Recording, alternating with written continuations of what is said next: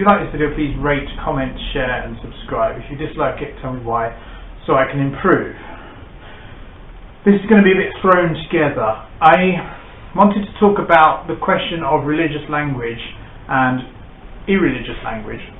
And when I'm talking about religious language, I'm actually talking about the tendency of people to use language which attempts to describe something like some supernatural being, metaphysical being, some sort of supernal state such as the afterlife, talking about the soul, things like the incarnation of Jesus Christ and so forth, and obviously talking about God. There is a tendency for people to look at this as meaningful, even if it's false. I myself do that, but I also wanted to point out that there are other positions on that, that rather than looking at talk about religious concepts as being meaningful but false, i.e.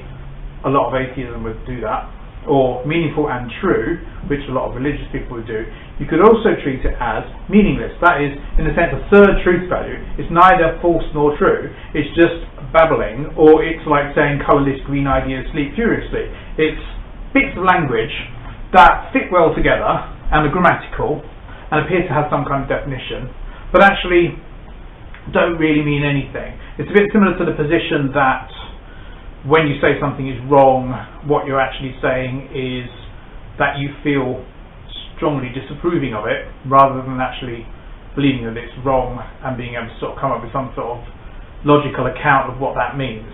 And the problem, of course, is that for many people, when they make a statement about God, for example, like God exists, God does not exist, they're not making a statement which actually necessarily makes sense. There are two ways of looking at this, at least. There's probably a lot more.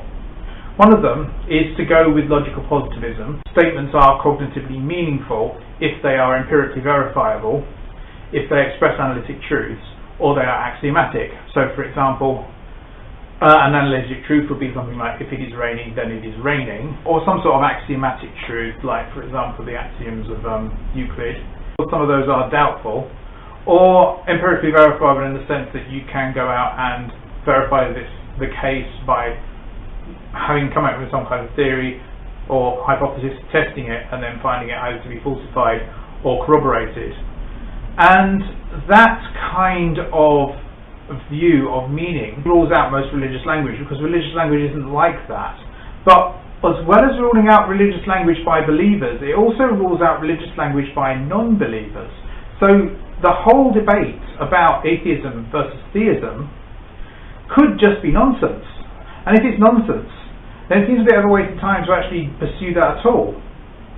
Now, there is another view which sort of corresponds to this, and I need to go into this in a lot more detail, which I haven't got time to right now, and that is post-structuralism, which is based on the idea that signs are generally defined in terms of other signs, and those signs are defined in terms of other signs, and so on. And eventually they all depend on each other, and you can't step out of the system.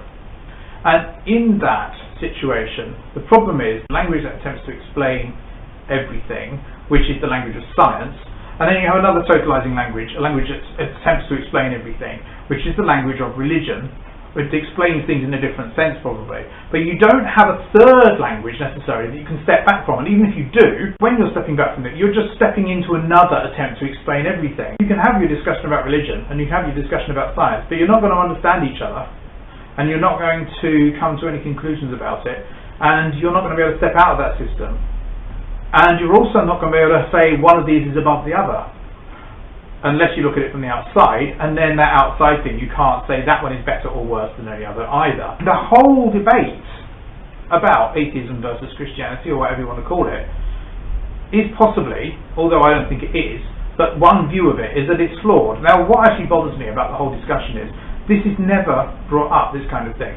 People very often talk about God as if it means something to say that God exists, or it means something to say that God doesn't exist. What they don't do is say, this is not actually meaningful language. And I know that that's a tenable and quite popular philosophical position, but for some reason, people in popular debate about religion never espouse that. They always either go with atheism, seem to either go with some kind of atheism or some kind of theism. They don't go with some sort of view that it's actually meaningless to have this whole discussion. So that's all I've got to say for today. I could have done this in more depth, but I've not left myself with much time, so this is what you're left with, I'm afraid. Tomorrow's going to be endocrine organs, so that'll be quite fun, won't it? Right, bye!